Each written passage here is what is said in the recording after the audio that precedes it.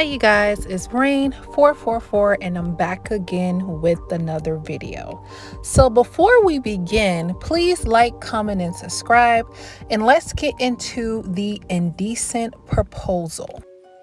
We're going to be talking about today a newlywed couple, Diana and David, and how one night in Vegas almost ruined their marriage.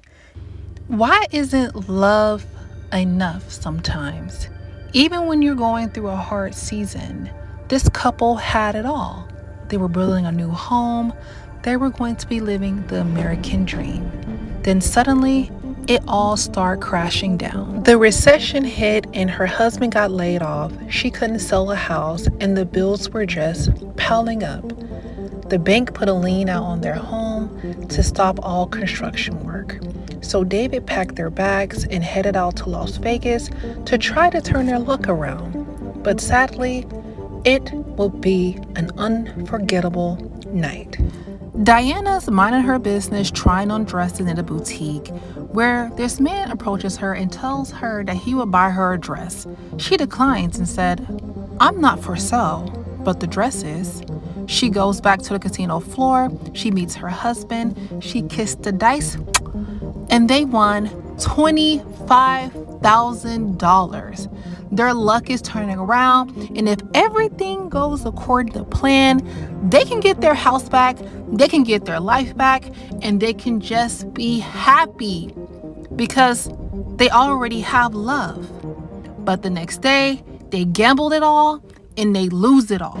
Before they leave the casino, Mr. Gage, the same man that she sees in the boutique, asked her to kiss his dice for some luck, and she ended up winning him so much money that he paid for her and her husband another night at the resort, and he even bought her the $5,000 dress.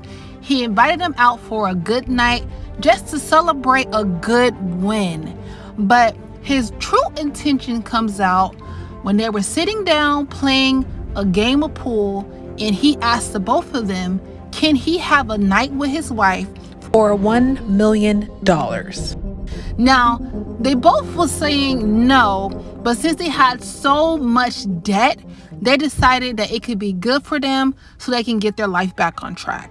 They called their lawyer Jeremy. He drafted up a contract, and now he has to give up his wife for 24 hours. Anything can happen in this 24 hours, and he starts to panic. Now he's running around looking for his wife, but his wife is out on a helicopter on her way to California on a yacht, because this night is going to be a night that she never forgets. He had her clothes laid out on the bed. She's just got out the shower. She's getting ready because she already knows what's going to be happening at the end of the night. Her husband is going crazy looking for her, but he's a little bit too late. So he stays up all night waiting for her to come back, and they decide that they never want to speak about it again. They're just going to forget it, right? Because this never happened. Until they go back, they got the money, they're trying to get their house back, but their house has been sold. So they did all of that for nothing. They don't even have no house. Now, her husband is looking like, where did this matches come from?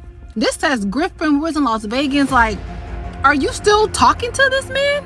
So he asks her, what happened that night? And she says, David, I don't want to talk about it. Forget about it. And he was like, why aren't you telling me? So he decided to take things into his own hands. He started going through her things, her purse, and then he finds this number, a card with this man's name on it, and he loses it. He confronts his wife. He's like, what happened? And she said, what do you want me to say, David? It was good. We had a good night. And that ultimately led to their separation.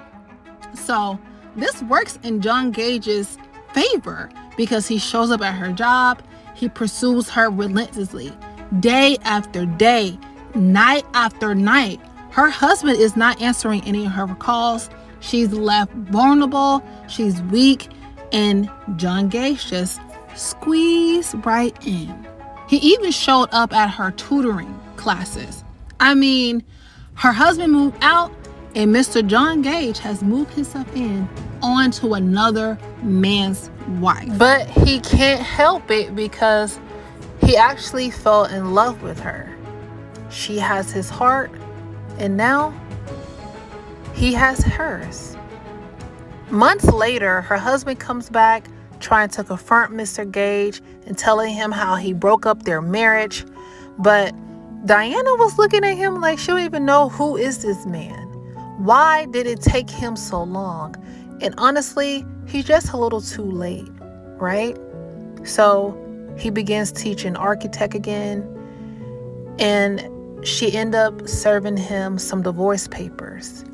But he's like, he's not going to let his wife go without a fight, you see, because he has one thing that Mr. Gage doesn't. He has true love for his wife. Now, it's not like she ever stopped loving him. She was just wondering what took him so long. He wasn't answering her calls. He wanted nothing to do with her. But he apologized.